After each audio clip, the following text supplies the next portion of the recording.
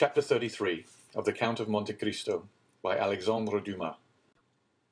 Chapter 33 Roman Bandits. The next morning, Franz woke first and instantly rang the bell. The sound had not yet died away when Signor Pastrini himself entered.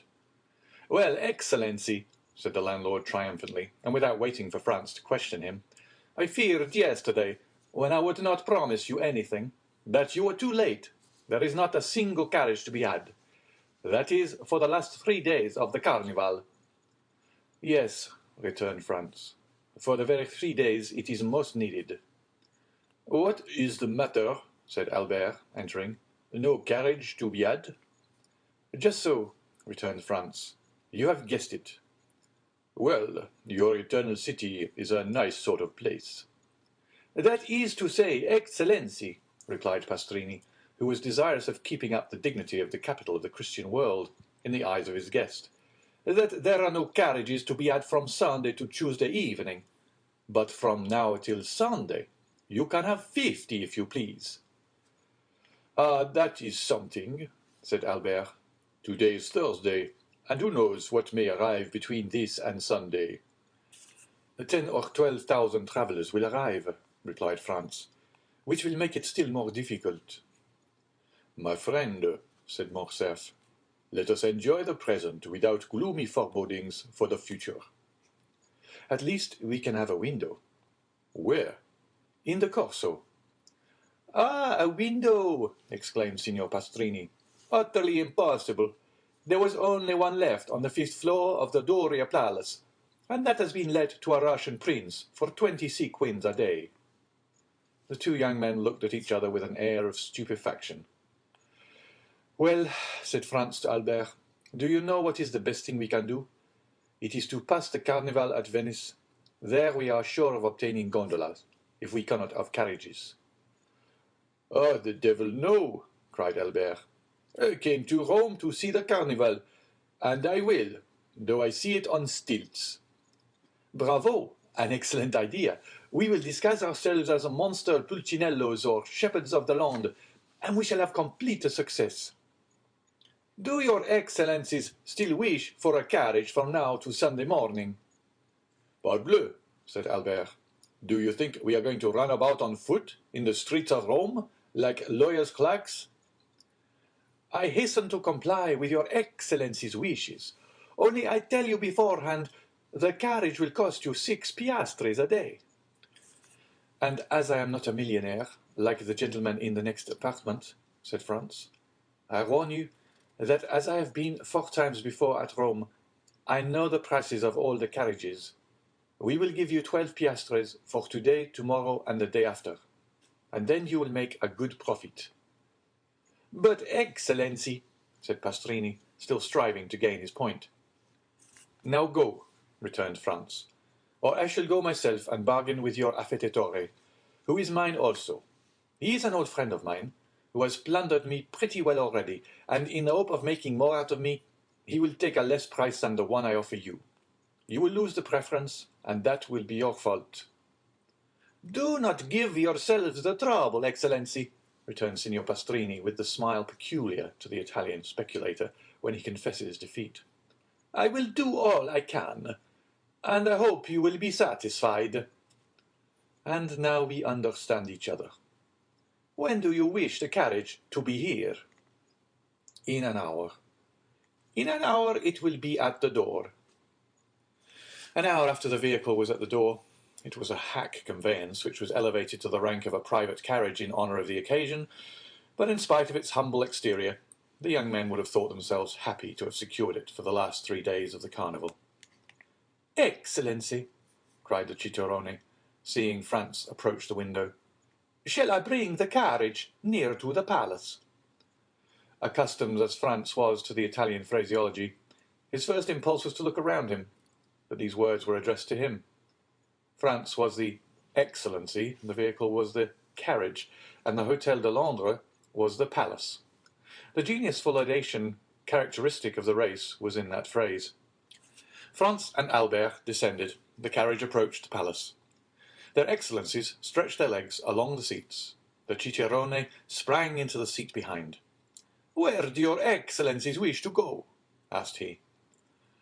"To St. Peter's first, and then to the Colosseum," returned Albert. But Albert did not know that it takes a day to see St. Peter's, and a month to study it. The day was passed at St. Peter's alone. Suddenly the daylight began to fade away. Franz took out his watch. It was 4:30. They returned to the hotel. At the door, Franz ordered the coachman to be ready at 8. He wished to show Albert the Colosseum by moonlight, as he had shown him St. Peter's by daylight. When we show a friend a city one has already visited, we feel the same pride as when we point out a woman whose lover we have been. He was to leave the city by the Porta del Popolo, skirt the outer wall, and re-enter by the Porta San Giovanni. Thus they would behold the Colosseum, without finding their impressions dulled by first looking on the Capitol, the Forum, the Arch of Septimus Severus, the Temple of Antoninus and Faustina, and the Via Sacra. They sat down to dinner. Signor Pastrini had promised them a banquet. He gave them a tolerable repast. At the end of the dinner he entered in person. Franz thought that he came to hear his dinner praised, and began accordingly. But at the first words he was interrupted. "Excellency," said Pastrini, "I am delighted to have your approbation, but it was not for that I came." "Did you come to tell us you have procured a carriage?" asked Albert, lighting his cigar. "No, and your excellencies will do well not to think of that any longer. At Rome things can or cannot be done. When you are told anything cannot be done, there is an end of it. It is much more convenient at Paris. When anything cannot be done, you pay double, and it is done directly." "That is what all the French say," returned Signor Pastrini, somewhat piqued. "For that reason, I do not understand why they travel." "But," said Albert, emitting a volume of smoke and balancing his chair on its hind legs, "only madmen or blockheads like us ever do travel. Men in their senses do not quit their hotel in the Rue du Helder, their walk on the Boulevard de Gand, and the Café de Paris." It is of course understood that Albert resided in the aforesaid street, appeared every day on the fashionable walk, and dined frequently at the only restaurant where you can really dine. That is, if you are on good terms with its frequenters. Signor Pastrini remained silent a short time. It was evident that he was musing over this answer, which did not seem very clear. "But," said Franz, in his turn interrupting his host's meditation, "you had some motive for coming here. May I beg to know what it was?" "Yes, you have ordered your carriage at 8 o'clock precisely." "I have."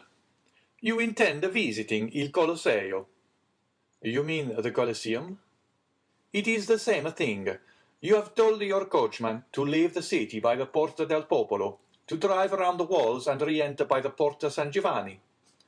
"These are my words exactly." "Well, this route is impossible." "Impossible?" "Very dangerous, to say the least." "Dangerous? Why?" "On account of the famous Luigi Vampa." "Pray, who may this famous Luigi Vampa be?" inquired Albert. "He may be very famous at Rome, but I can assure you he is quite unknown at Paris." "What? Do you not know him?" "I have not that honor."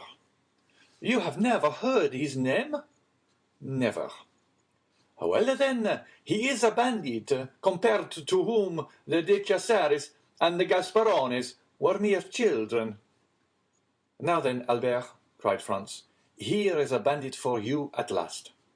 "I forewarn you, Signor Pastrini, that I shall not believe one word of what you are going to tell us. Having told you this, begin."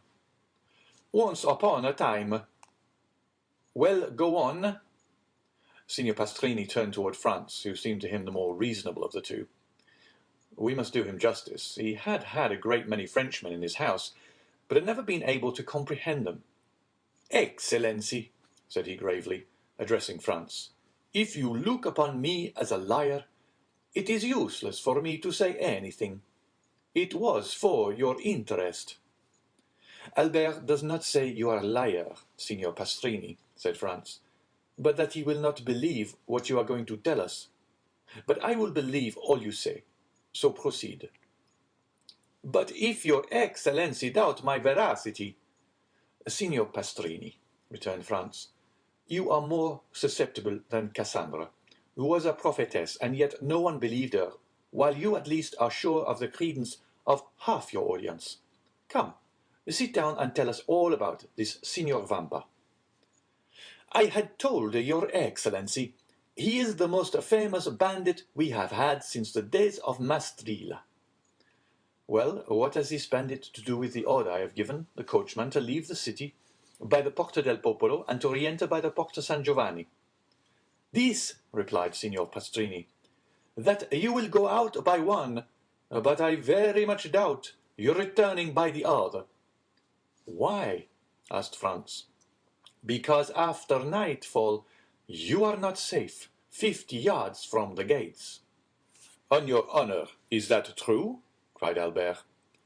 Count, returned Signor Pastrini, hurt at Albert's repeated doubts of the truth of his assertions, I do not say this to you, but to your companion, who knows Rome and knows too that these things are not to be laughed at. My dear fellow, said Albert, turning to Franz, here is an admirable adventure. We will fill our carriage with pistols, blunderbusses, and double-barreled guns. Luigi Vampa comes to take us, and we take him. We bring him back to Rome and present him to His Holiness the Pope, who asks how he can repay so great a service. Then we merely ask for a carriage and a pair of horses, and we see the carnival in the carriage, and doubtless the Roman people will crown us at the Capitol, and proclaim us like Curtius and the veiled Horatius, the preservers of their country. Whilst Albert proposed this scheme, Signor Pastrini's face assumed an expression impossible to describe. And pray, asked Franz, where are these pistols, blunderbusses, and other deadly weapons with which you intend filling the carriage? Not out of my armory, for at Terracina I was plundered even of my hunting knife. I shared the same fate at Acquapendente. Do you know, Signor Pastrini, said Albert, lighting a second cigar at the first, that this practice is very convenient for bandits, and that it seems to be due to an arrangement of their own. Doubtless Signor Pastrini found this pleasantry compromising, for he only answered half the question, and then he spoke to Franz, as the only one likely to listen with attention. Your Excellency knows that it is not customary to defend yourself when attacked by bandits. What? Cried Albert, whose courage revolted at the idea of being plundered tamely. Not make any resistance? No, for it would be useless. What could you do against a dozen bandits who spring out of some pit, ruin, or aqueduct, and level their pieces at you? Parbleu, they should kill me.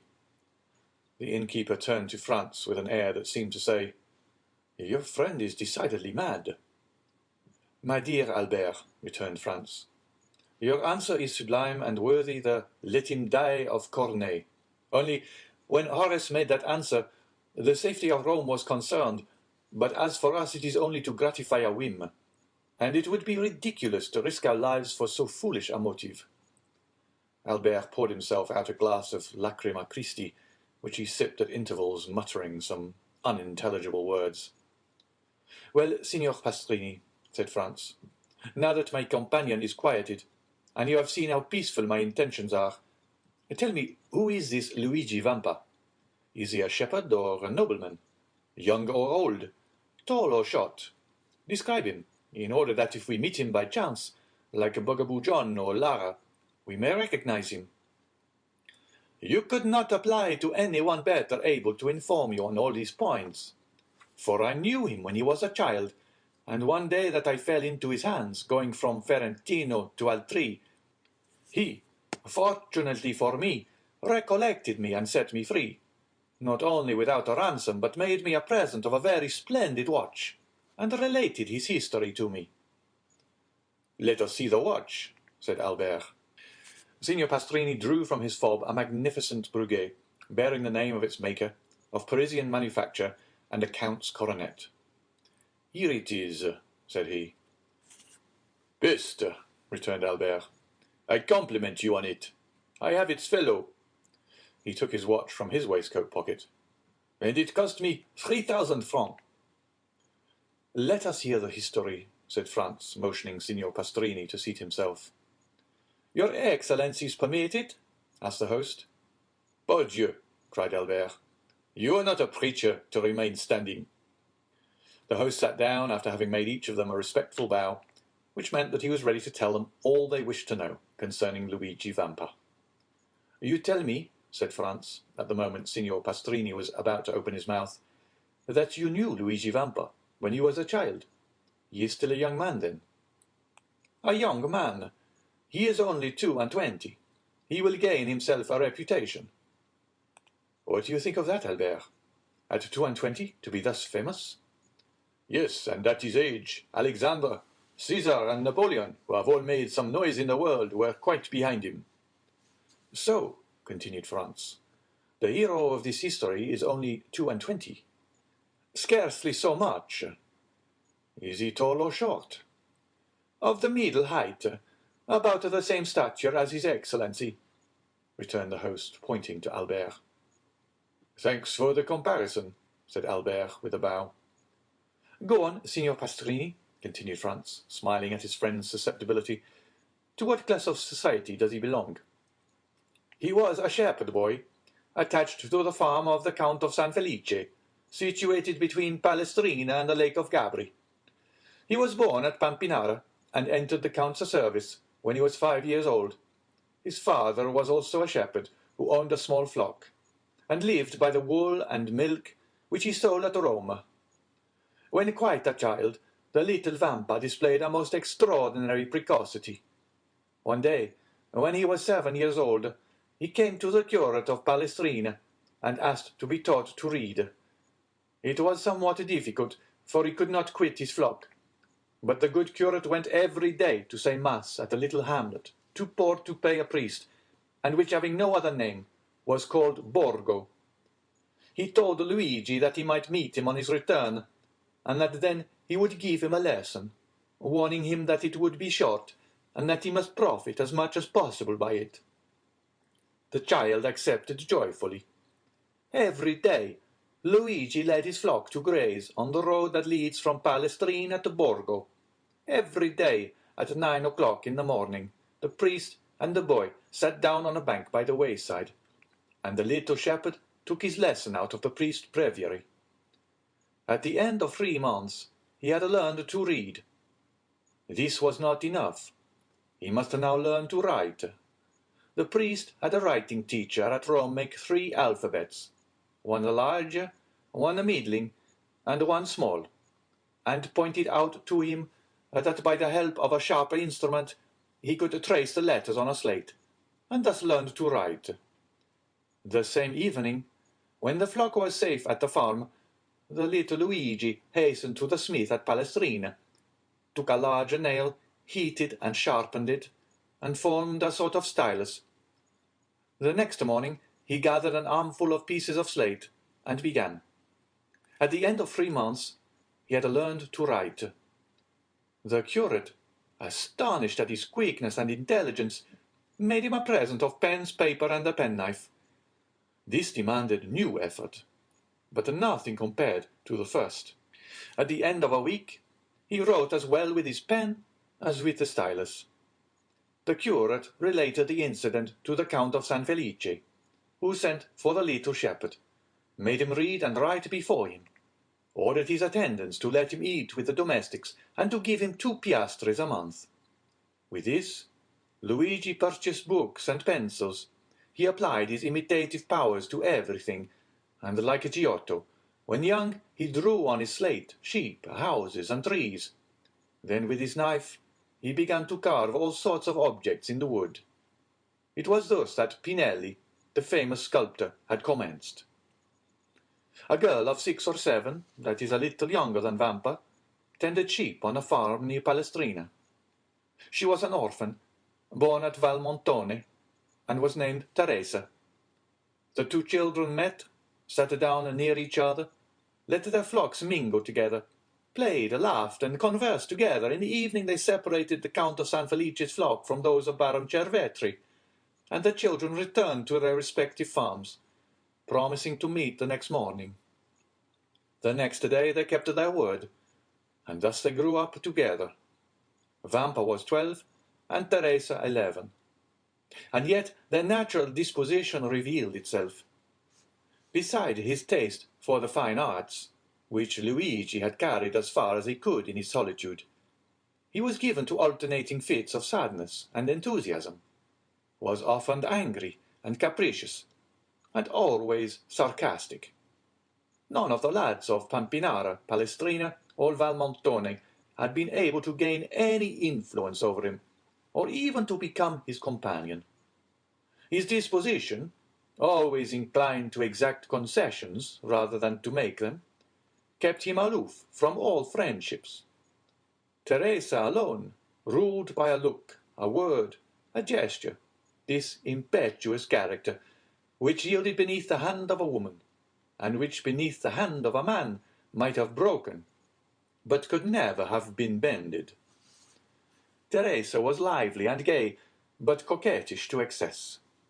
The 2 piastres that Luigi received every month from the Count of San Felice's steward, and the price of all the little carvings in wood he sold at Rome, were expended in earrings, necklaces, and gold hairpins, so that, thanks to her friend's generosity, Teresa was the most beautiful and the best attired peasant near Rome. The 2 children grew up together, passing all their time with each other, and giving themselves up to the wild ideas of their different characters.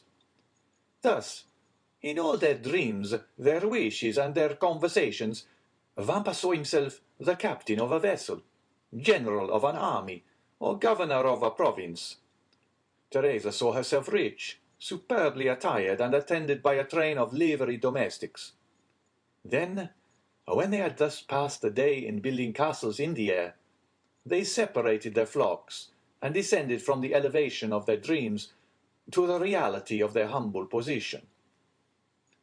One day, the young shepherd told the Count's steward that he had seen a wolf come out of the Sabine mountains and prowl around his flock. The steward gave him a gun. This was what Vampa longed for. This gun had an excellent barrel, made at Brescia and carrying a ball with the precision of an English rifle. But one day the Count broke the stock, and had then cast the gun aside. This, however, was nothing to a sculptor like Vampa. He examined the broken stock, calculated what change it would require to adapt the gun to his shoulder, and made a fresh stock, so beautifully carved that it would have fetched 15 or 20 piastres, had he chosen to sell it. But nothing could be farther from his thoughts. For a long time a gun had been the young man's greatest ambition. In every country where independence has taken the place of liberty, the first desire of a manly heart is to possess a weapon which at once renders him capable of defense or attack, and by rendering its owner terrible, often makes him feared. From this moment, Vampa devoted all his leisure time to perfecting himself in the use of his precious weapon. He purchased powder and ball, and everything served him for a mark. The trunk of some old and moss-grown olive tree that grew on the Sabine mountains, the fox as he quitted his earth on some marauding excursion, the eagle that soared above their heads. And thus he soon became an expert. Teresa overcame the terror she had first felt at the report, and amused herself by watching him direct the ball wherever he pleased, with as much accuracy as if he placed it by hand. One evening a wolf emerged from a pine wood here which they were usually stationed, but the wolf had scarcely advanced 10 yards ere he was dead. Proud of this exploit, Vampa took the dead animal on his shoulders and carried him to the farm. These exploits had gained Luigi considerable reputation. The man of superior abilities always finds admirers, go where he will. He was spoken of as the most adroit, the strongest, and the most courageous contadino for 10 leagues around, and although Teresa was universally allowed to be the most beautiful girl of the Sabines, no one had ever spoken to her of love, because it was known that she was beloved by Vampa. And yet the two young people had never declared their affection. They had grown together, like two trees whose roots are mingled, whose branches intertwined, and whose intermingled perfume rises to the heavens. Only their wish to see each other had become a necessity, and they would have preferred death to a day's separation. Teresa was 16 and Vampa 17. About this time a band of brigands that had established itself in the Lepini mountains began to be much spoken of. The brigands have never been really extirpated from the neighbourhood of Rome. Sometimes a chief is wanted, but when a chief presents himself, he rarely has to wait long for a band of followers. The celebrated Cucumetto, pursued in the Abruzzo, driven out of the kingdoms of Naples where he had carried on a regular war, had crossed the Garigliano like Manfred, and had taken refuge on the banks of the Amasine, between Sonnino and Giuperno.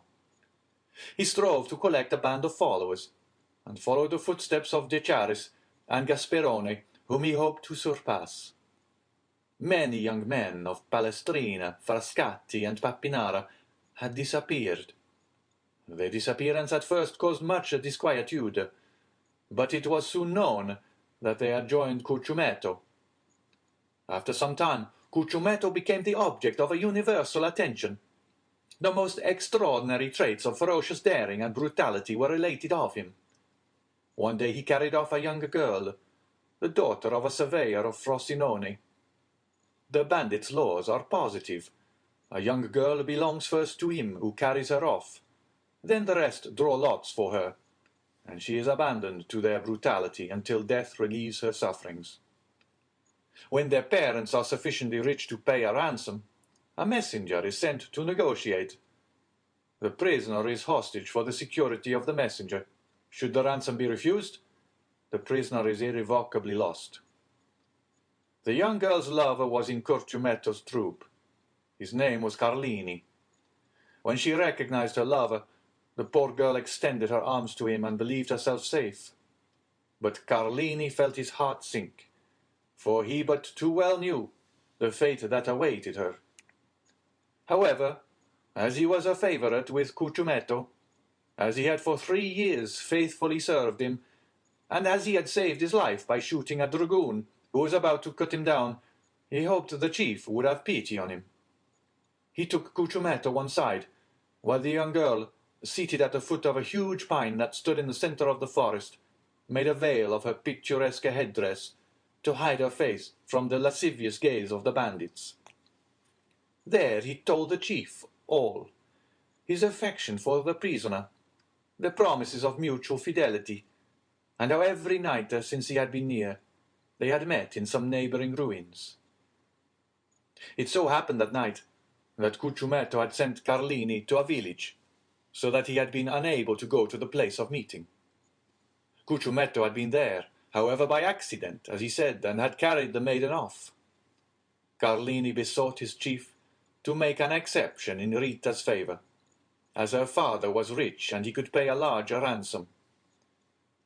Cucumetto seemed to yield to his friend's entreaties, and bade him find a shepherd to send to Rita's father at Frosinone.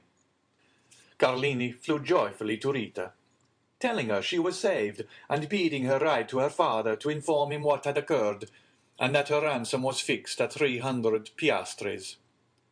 12 hours' delay was all that was granted, that is, until 9 the next morning.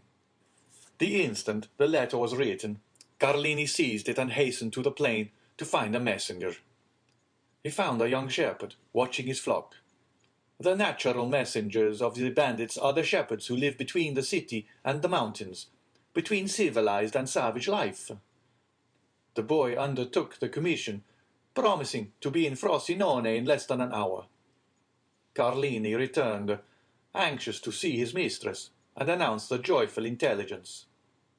He found the troop in the glade, supping off the provisions exacted as contributions from the peasants, but his eye vainly sought Rita, and Cucumetto among them. He inquired where they were, and was answered by a burst of laughter.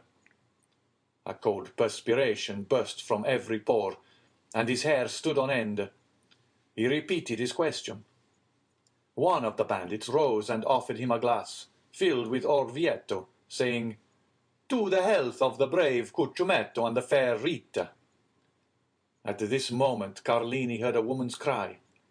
He divined the truth, seized the glass, broke it across the face of him who presented it, and rushed towards the spot whence the cry came. After 100 yards, he turned the corner of the thicket. He found Rita senseless in the arms of Cucciumetto. At the sight of Carlini, Cucciumetto rose, a pistol in each hand. The two brigands looked at each other for a moment, the one with a smile of lasciviousness on his lips, the other with the pallor of death on his brow. A terrible battle between the two men seemed imminent, but by degrees Carlini's features relaxed. His hand, which had grasped one of the pistols in his belt, fell to his side. Rita lay between them. The moon lighted the group. "Well," said Cucciumetto, "have you executed your commission?" "Yes, Capitaine," returned Carlini. "At 9 o'clock tomorrow, Rita's father will be here with the money. It is well. In the meantime, we will have a merry night. This young girl is charming and does credit to your taste. Now, as I am not egotistical, we will return to our comrades and draw lots for her." "You have determined, then, to abandon her to the common law," said Carlini. "Why should an exception be made in her favour?" "I thought that my entreaties—" "What right have you, any more than the rest, to ask for an exception?" "It is true. But never mind," continued Cucciumetto, laughing. "Sooner or later your turn will come." Carlini's teeth clinched convulsively. "Now then," said Cucciumetto, advancing toward the other bandits, "are you coming? I follow you." Cucciumetto departed without losing sight of Carlini, for doubtless he feared lest he should strike him unawares. But nothing betrayed a hostile design on Carlini's part. He was standing, his arms folded, near Rita, who was still insensible. Cucciumetto fancied for a moment the young man was about to take her in his arms and fly. But this mattered little to him now. Rita had been his. And as for the money, 300 piastres, distributed among the band, was so small a sum that he cared little about it. He continued to follow the path to the glade. But to his great surprise, Carlini arrived almost as soon as himself. "Let us draw lots! Let us draw lots!" cried all the brigands when they saw the chief. Their demand was fair, and the chief inclined his head in sign of acquiescence. The eyes of all shone fiercely as they made their demand, and the red light of the fire made them look like demons. The names of all, including Carlini, were placed in a hat, and the youngest of the band drew forth a ticket. The ticket bore the name of Diavolaccio. He was the man who had proposed to Carlini the health of their chief, and to whom Carlini replied by breaking the glass across his face. A large wound, extending from the temple to the mouth, was bleeding profusely. Diavolaccio, seeing himself thus favoured by fortune, burst into a loud laugh. "Captain," said he, "just now Carlini would not drink your health when I proposed it to him. Propose mine to him, and let us see if he will be more condescending to you than to me." Every one except an explosion on Carlini's part. But to their great surprise he took a glass in one hand and a flask in the other, and filling it, "Your health, Diavolaccio," said he calmly, and he drank it off, without his hand trembling in the least. Then, sitting down by the fire, "My supper," said he. "My expedition has given me an appetite." "Well done, Carlini," cried the brigands. "That is acting like a good fellow." And they all formed a circle round the fire, while Diavolaccio disappeared. Carlini ate and drank as if nothing had happened. The bandits looked on with astonishment at this singular conduct, until they heard footsteps. They turned around and saw Diavolaccio bearing the young girl in his arms. Her head hung back, and her long hair swept the ground. As they entered the circle, the bandits could perceive by the firelight the unearthly pallor of the young girl and of Diavolaccio. This apparition was so strange and so solemn that everyone rose, with the exception of Carlini, who remained seated and ate and drank calmly.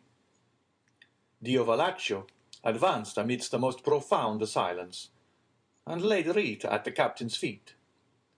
Then everyone could understand the cause of the unearthly pallor in the young girl and the bandit. A knife was plunged up to the hilt in Rita's left breast. Everyone looked at Carlini.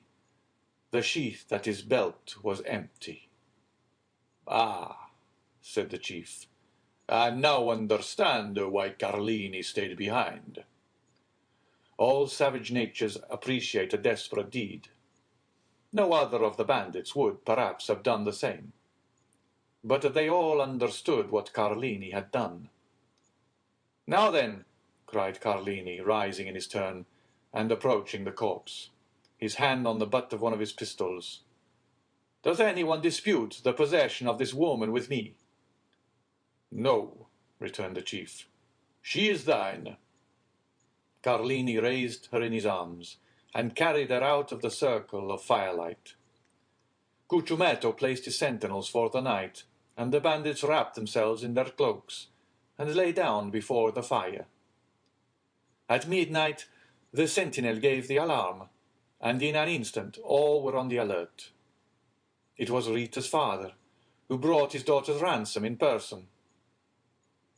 "Here," said he to Cucumetto, "here are the 300 piastres. Give me back my child." But the chief, without taking the money, made a sign to him to follow. The old man obeyed.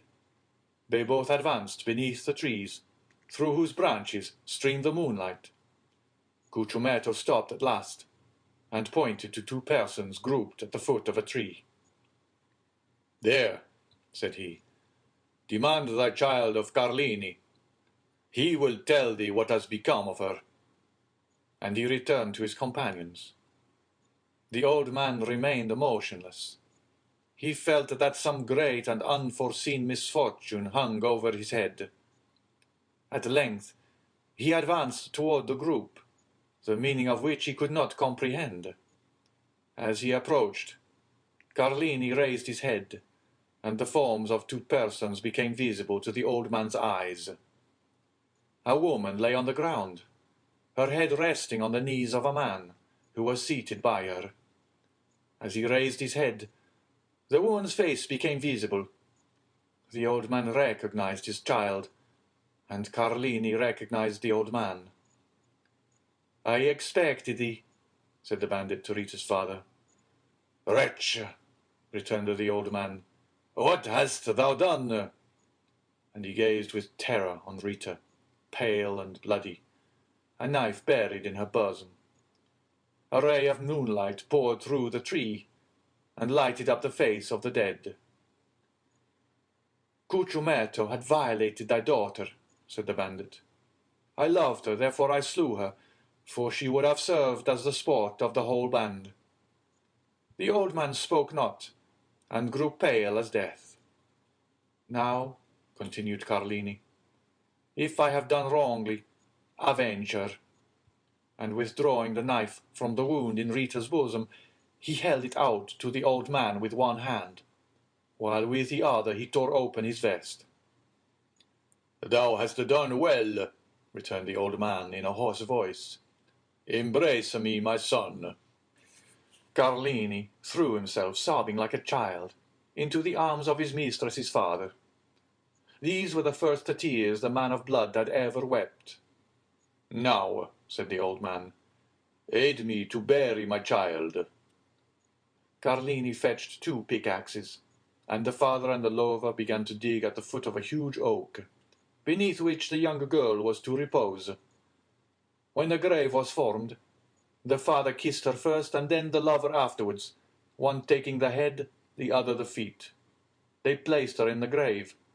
Then they knelt on each side of the grave and said the prayers of the dead.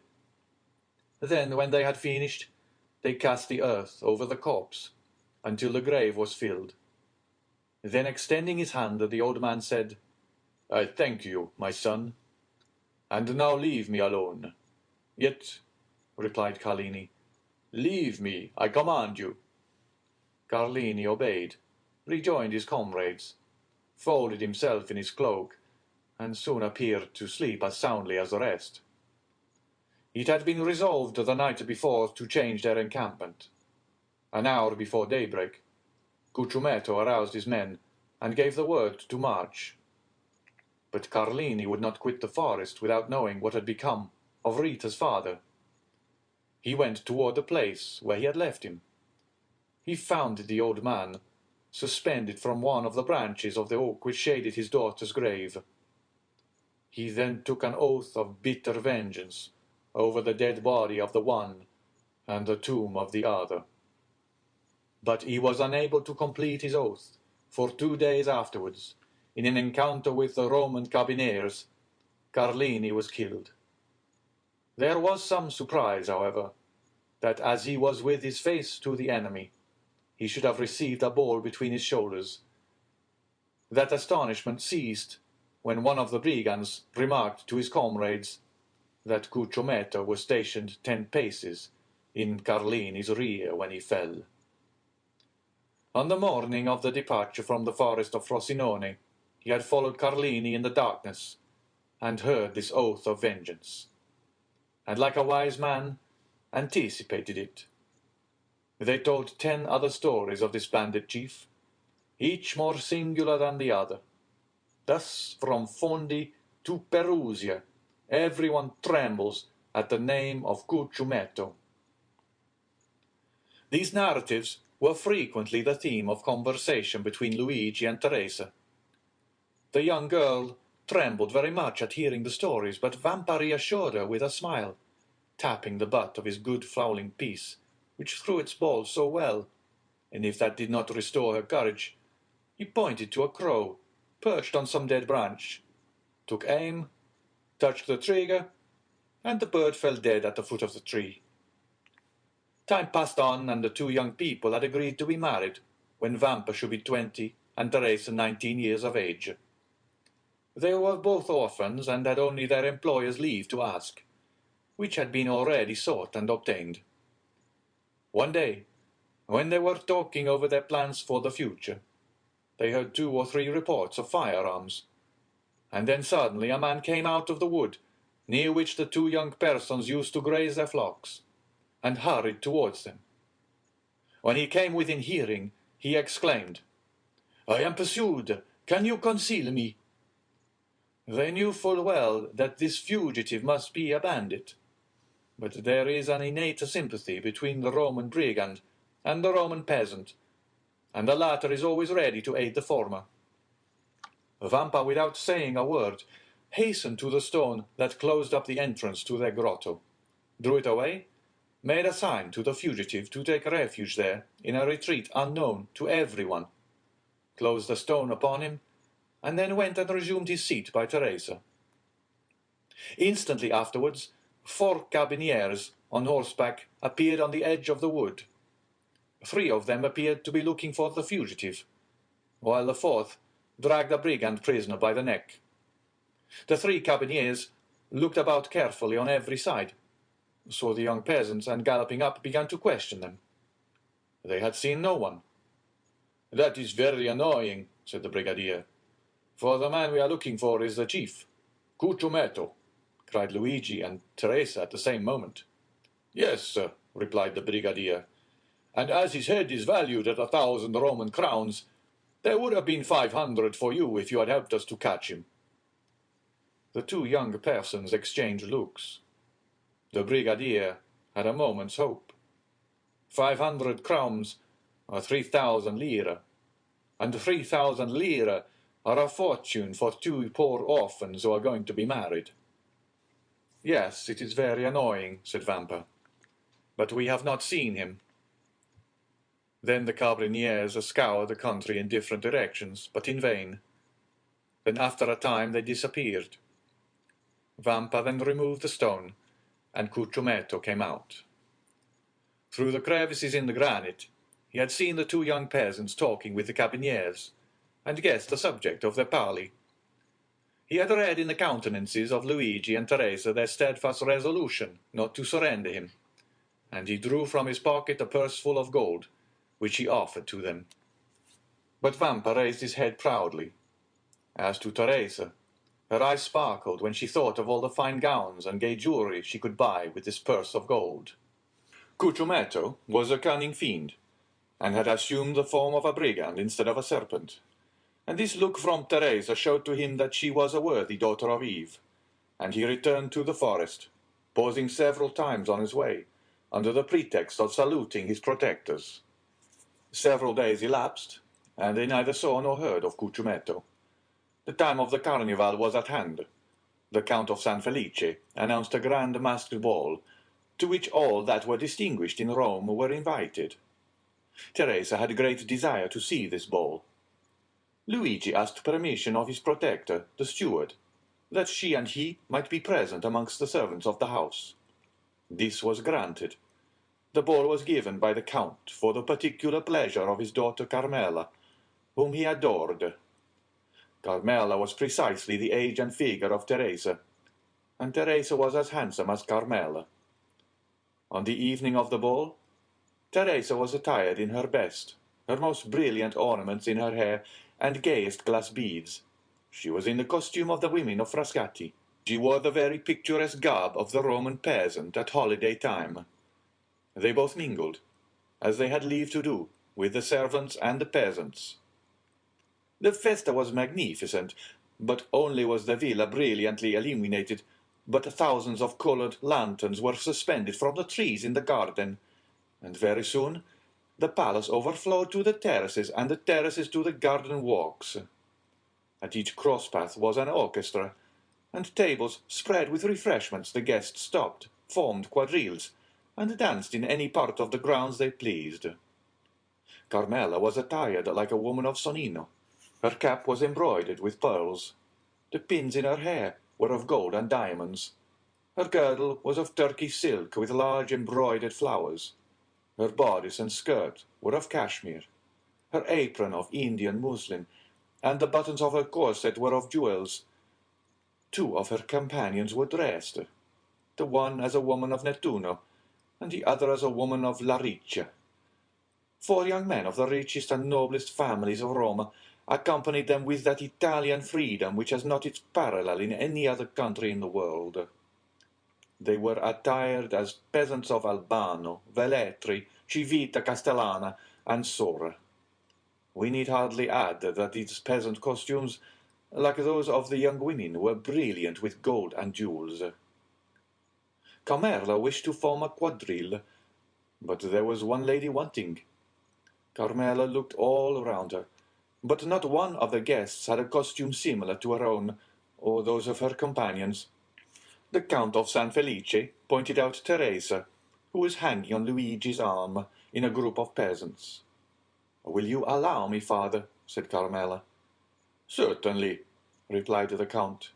"Are we not in carnival time?" Carmela turned towards a young man who was talking with her, and saying a few words to him, pointed with her finger to Teresa. The young man looked, bowed in obedience, and then went to Teresa and invited her to dance in a quadrille directed by the Count's daughter. Teresa felt a flush pass over her face. She looked at Luigi, who could not refuse his assent. Luigi slowly relinquished Teresa's arm, which he had held beneath his own, and Teresa, accompanied by her elegant cavalier, took her appointed place with much agitation in the aristocratic quadrille. Certainly, in the eyes of an artist, the exact and strict costume of Teresa had a very different character from that of Carmela and her companions, and Teresa was frivolous and coquettish, and thus the embroidery and muslins, the cashmere waist-girdles, all dazzled her, and the reflection of sapphires and diamonds almost turned her giddy brain. Luigi felt a sensation hitherto unknown arising in his mind. It was like an acute pain, which gnawed at his heart, and then thrilled through his whole body.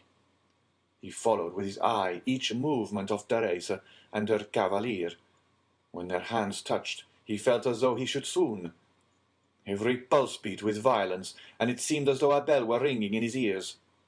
When they spoke, although Teresa listened timidly and with downcast eyes to the conversation of her cavalier, as Luigi could read in the ardent looks of the good-looking young man that his language was that of praise, it seemed as if the whole world was turning round with him, and all the voices of hell were whispering in his ears ideas of murder and assassination. Then, fearing that his paroxysm might get the better of him, he clutched with one hand the branch of a tree against which he was leaning, and with the other convulsively grasped the dagger with a carved handle which was in his belt, and which unwittingly he drew from the scabbard from time to time. Luigi was jealous. He felt that, influenced by her ambitions and coquettish disposition, Teresa might escape him. The young peasant girl, at first timid and scared, soon recovered herself. We have said that Teresa was handsome, but this is not all. Teresa was endowed with all those wild graces which are so much more potent than our affected and studied elegancies. She had almost all the honours of the quadrille, and if she were envious of the Count of San Felice's daughter, we will not undertake to say that Carmela was not jealous of her. And with overpowering compliments, her handsome cavalier led her back to the place whence he had taken her, and where Luigi waited her. Twice or thrice, during the dance, the young girl had glanced at Luigi, and each time she saw that he was pale, and that his features were agitated. Once even the blade of his knife, half drawn from its sheath, had dazzled her eyes with its sinister glare. Thus it was almost tremblingly that she resumed her lover's arm. The quadrille had been most perfect, and it was evident there was a great demand for a repetition, Carmela alone objecting to it. But the Count of San Felice besought his daughter so earnestly that she acceded. One of the cavaliers then hastened to invite Teresa, without whom it was impossible for the quadrille to be formed. But the young girl had disappeared. The truth was that Luigi had not felt the strength to support another such trial, and half by persuasion and half by force he had removed Teresa toward another part of the garden. Teresa had yielded in spite of herself, but when she looked at the agitated countenance of the young man, she understood by his silence and trembling voice that something strange was passing within him. She herself was not exempt from internal emotion, and without having done anything wrong, yet fully comprehended that Luigi was right in reproaching her. Why, she did not know, but yet she did not feel less that these reproaches were merited. However, to Teresa's great astonishment, Luigi remained mute, and not a word escaped his lips the rest of the evening. When the chill of the night had driven away the guests from the gardens, and the gates of the villa were closed on them for the festa indoors, he took Teresa quite away, and as he left her at her home he said, "Teresa, what were you thinking of as you danced opposite the young Countess of San Felice?" "I thought," replied the young girl, with all the frankness of her nature, "that I would give half my life for a costume such as she wore." "And what said your cavalier to you?" "He said it only depended on myself to have it, and I had only one word to say." "He was right," said Luigi. "Do you desire it as ardently as you say?" "Yes." "Well, then, you shall have it." The young girl, much astonished, raised her head to look at him, but his face was so gloomy and terrible that her words froze to her lips. As Luigi spoke thus, he left her. Teresa followed him with her eyes into the darkness, as long as she could. And when he had quite disappeared, she went into the house with a sigh. That night, a memorable event occurred, due no doubt to the imprudence of some servant who had neglected to extinguish the lights. The villa of San Felice took fire in the rooms adjoining the very apartment of the lovely Carmela. Awakened in the night by the light of the flames, She sprang out of the bed, wrapped herself in a dressing gown, and attempted to escape by the door. But the corridor by which she hoped to fly was already a prey to the flames. She then returned to her room, calling for help as loudly as she could, when suddenly her window, which was 20 feet from the ground, was opened. A young peasant jumped into the chamber, seized her in his arms, and with superhuman skill and strength conveyed her to the turf of the grass plot, where she fainted. When she recovered, her father was by her side. All the servants surrounded her, offering her assistance. An entire wing of the villa was burnt down, but what of that, as long as Carmela was safe and uninjured?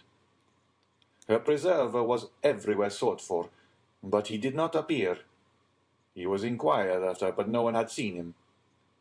Carmela was greatly troubled, but she had not recognized him, as the Count was immensely rich, accepting the danger Carmela had run, and the marvellous manner in which she had escaped made that appear to him rather a favour of Providence than a real misfortune. The loss occasioned by the conflagration was to him but a trifle. The next day, at the usual hour, the two young peasants were on the borders of the forest. Luigi arrived first. He came toward Teresa in high spirits and seemed to have completely forgotten the events of the previous evening. The young girl was very pensive, but seeing Luigi so cheerful, she on her part assuming a smiling air, which was natural to her when she was not excited or in her passion. Luigi took her arm beneath his own, and led her to the door of the grotto. Then he paused. The young girl, perceiving that there was something extraordinary, looked at him steadfastly. "Teresa," said Luigi, "yesterday evening you told me you would give all the world to have a costume similar to that of the Count's daughter." "Yes," replied Teresa with astonishment, "but I was mad to utter such a wish." And I replied, "Very well, you shall have it." "Yes," replied the young girl, whose astonishment increased at every word uttered by Luigi. "But of course your reply was only to please me." "I have promised no more than I have given you, Teresa," said Luigi proudly. "Go into the grotto and dress yourself." At these words he drew away the stone and showed Teresa the grotto, lighted up by two wax lights, which burnt on each side of a splendid mirror on a rustic table made by Luigi. Was spread out the pearl necklace and the diamond pins, and on a chair at the side was laid the rest of the costume. Teresa uttered a cry of joy, and without inquiring whence this attire came, or even thanking Luigi, darted into the grotto, transformed into a dressing-room. Luigi pushed the stone behind her, for on the crest of a small adjacent hill, which cut off the view toward Palestrina, he saw a traveller on horseback, stopping a moment, as if uncertain of his road, and thus presenting against the blue sky that perfect outline which is peculiar to distant objects in certain climes. When he saw Luigi, he put his horse into a gallop and advanced toward him. Luigi was not mistaken. The traveller, who was going from Palestrina to Tivoli, had mistaken his way. The young man directed him, but as at a distance of a quarter of a mile the road again divided into three ways, and on reaching these the traveller might again stray from his route, he begged Luigi to be his guide. Luigi threw his cloak on the ground, placed his carbine on his shoulder, and, freed from his heavy covering, preceded the traveller with the rapid step of a mountaineer, which a horse can scarcely keep up with. In 10 minutes, Luigi and the traveller reached the crossroads. On arriving there, with an air as majestic as that of an emperor, he stretched his hand towards that of one of the roads, which the traveller was to follow. "That is your road, Excellency, and now you cannot again mistake." "And here is your recompense," said the traveller, offering the young herdsman some small pieces of money. "Thank you," said Luigi, drawing back his hand. "I render a service. I do not sell it." "Well," replied the traveller, who seemed used to this difference between the servility of a man of the cities and the pride of the mountaineer. "If you refuse wages, you will perhaps accept a gift." "Ah, yes, that is another thing."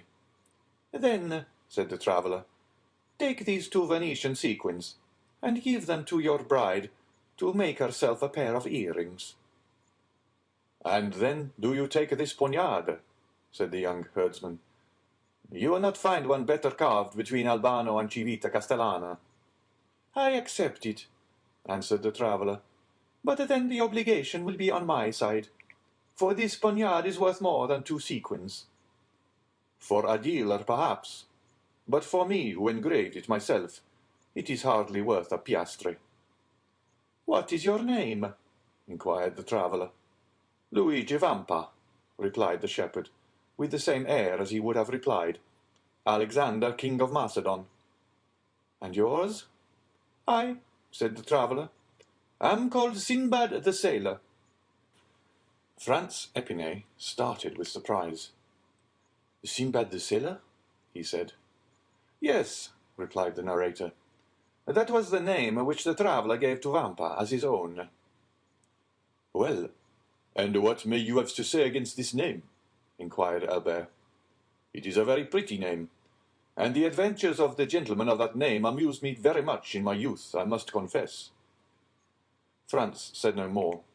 The name of Sinbad the Sailor, as may well be supposed, awakened in him a world of recollections, as had the name of the Count of Monte Cristo on the previous evening. "Proceed," said he to the host. Vampa put the 2 sequins haughtily into his pocket, and slowly returned by the way he had gone. As he came within 200 or 300 paces of the grotto, he thought he heard a cry. He listened to know whence this sound could proceed. A moment afterwards, he thought he heard his own name pronounced distinctly. The cry proceeded from the grotto. He bounded like a chamois, cocking his carbine as he went, and in a moment reached the summit of a hill opposite to that on which he had perceived the traveller. 3 cries for help came more distinctly to his ear. He cast his eyes around him, and saw a man carrying off Teresa, as Nessus the centaur carried Deianira. This man, who was hastening toward the wood, was already 3/4 of the way on the road from the grotto to the forest. Vampa measured the distance. The man was at least 200 paces in advance of him, and there was not a chance of overtaking him. The young shepherd stopped, as if his feet had been rooted to the ground. Then he put the butt of his carbine to his shoulder, took aim at the ravisher, followed him for a second in his track, and then fired. The ravisher stopped, suddenly. His knees bent under him, and he fell with Teresa in his arms. The young girl rose instantly, but the man lay on earth, struggling in the agonies of death. Vampa then rushed towards Teresa, for at 10 paces from the dying man, her legs had failed her, and she had dropped on her knees, so that the young man feared that the ball that had brought down his enemy had also wounded his betrothed. Fortunately, she was unscathed, and it was fright alone that had overcome Teresa. When Luigi had assured himself that she was safe and unharmed, he turned towards the wounded man. He had just expired, with clenched hands, his mouth in a spasm of agony, and his hair on end in the sweat of death. His eyes remained open and menacing. Vampa approached the corpse, and recognized Cucumetto, on which the bandit had been saved by the 2 young peasants. He had been enamored of Teresa, and had sworn she should be his. From that time he had watched them, and profiting by the moment when her lover had left her alone, had carried her off, and believed he at length had her in his power, when the ball, directed by the unerring skill of the young herdsman, had pierced his heart. Vampa gazed on him for a moment without betraying the slightest emotion, while on the contrary, Teresa, shuddering in every limb, dared not approach the slain ruffian, but by degrees, and threw a hesitating glance at the dead body over the shoulder of her lover. Suddenly, Vampa turned towards his mistress. "Ah," said he, "good, good, you are dressed. It is now my turn to dress myself." Teresa was clothed from head to foot in the garb of the Count of San Felice's daughter. Vampa took Cucciumetto's body in his arms and conveyed it to the grotto, while in her turn Teresa remained outside. If a second traveller had passed, he would have seen a strange thing: a shepherdess watching her flock, clad in a cashmere gown, with earrings and necklace of pearls, diamond pins and buttons of sapphires, emeralds and rubies. He would no doubt have believed that he had returned to the times of Florian, and would have declared on reaching Paris that he had met an Alpine shepherdess seated at the foot of the Sabine hill. At the end of a quarter of an hour, Vampa quitted the grotto. His costume was no less elegant than that of Teresa. He wore a vest of garnet-coloured velvet, with buttons of cut gold, a silk waistcoat covered with embroidery, a Roman scarf tied around his neck, a cartridge box worked with gold and red and green silk, sky-blue velvet breeches, fastened above the knee, with diamond buckles, garters of deerskin, worked with 1,000 arabesques, and a hat whereon hung ribbons of all colours. 2 watches hung from his girdle, and a splendid poniard was on his belt. Teresa uttered a cry of admiration.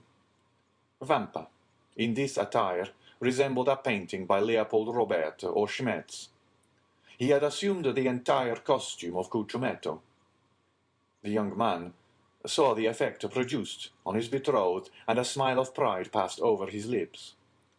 "Now," he said to Teresa, "are you ready to share my fortune, whatever it may be?" "Oh, yes," exclaimed the young girl, enthusiastically. "And follow me wherever I go?" "To the world's end." "Then take my arm, and let us on. We have no time to lose." The young girl did so without questioning her lover as to where he was conducting her, for he appeared to her at this moment as handsome, proud, and powerful as a god. They went towards the forest, and soon entered it. We need scarcely say that all the paths of the mountain were known to Vampa. He therefore went forward without a moment's hesitation, although there was no beaten track, but he knew his path by looking at the trees and bushes, and thus they kept on advancing for nearly an hour and a half. At the end of this time they had reached the thickest of the forest. A torrent, whose bed was dry, led into a deep gorge. Vampa took this wild road, which, enclosed between 2 ridges and shadowed by the tufted umbrage of the pines, seemed, but for the difficulties of its descent, that path to Avernus of which Virgil speaks. Teresa had become alarmed at the wild and deserted look of the plain around her, and pressed closely against her guide, not uttering a syllable. But as she saw him advance, with even step and composed countenance, she endeavoured to repress her emotion. Suddenly, about 10 paces from them, a man advancing from behind a tree and aimed at Vampa. "Not another step," he said, "or you are a dead man." "What then?" said Vampa, raising his hand with a gesture of disdain, while Teresa, no longer able to restrain her alarm, clung closely to him. "Do wolves rend each other?" "Who are you?" inquired the sentinel. "I am Luigi Vampa, shepherd of the San Felice farm." "What do you want?" "I would speak with your companions, who are in the glade at Rocca Bianca." "Follow me, then," said the sentinel. "Or, as you know your way, go first." Vampa smiled disdainfully at this precaution on the part of the bandit, went before Teresa, and continued to advance with the same firm and easy step as before. At the end of 10 minutes, the bandit made them a sign to stop. The 2 young persons obeyed. Then the bandit thrice imitated the cry of a crow. A croak answered the signal. "Good," said the sentry. "You may now go on." Luigi and Teresa again set forward. As they went on, Teresa clung tremblingly at her lover at the sight of weapons and the glistening of carbines through the trees. The retreat of Rocca Bianca was at the top of a small mountain, which no doubt in former days had been a volcano, an extinct volcano before the days when Remus and Romulus had deserted Alba to come and found the city of Rome. Teresa and Luigi reached the summit, and all at once, found themselves in the presence of 20 bandits. "Here is a young man who seeks and wishes to speak to you," said the sentinel. "What has he to say?" inquired the young man who was in command in the chief's absence. "I wish to say that I am tired of a shepherd's life," was Vampa's reply. "Ah, I understand," said the lieutenant. "And you seek admittance into our ranks?" "Welcome," cried several bandits from Ferrocino, Pampinara, and Anagni, who had recognized Luigi Vampa. "Yes, but I came to ask something more than to be your companion." "And what may that be?" inquired the bandits with astonishment. "I come to ask to be your captain," said the young man. The bandits shouted with laughter. "And what have you done to aspire to this honor?" demanded the lieutenant. "I have killed your chief Cucciumetto, whose dress I now wear, and I set fire to the Villa San Felice to procure a wedding dress for my betrothed." An hour afterwards Luigi Vampa was chosen captain. Vice Cucciumetto deceased. "Well, my dear Albert," said Franz, turning towards his friend, "what think you of citizen Luigi Vampa?" "I say he is a myth," replied Albert, "and never had an existence." "And what may a myth be?" inquired Pastrini. "The explanation would be too long, my dear landlord," replied Franz. "And what say you, Signor Vampa exercises his profession at this moment in the environs of Rome, and with a boldness of which no bandit before him ever gave an example?" "Then the police have vainly tried to lay hands on him?"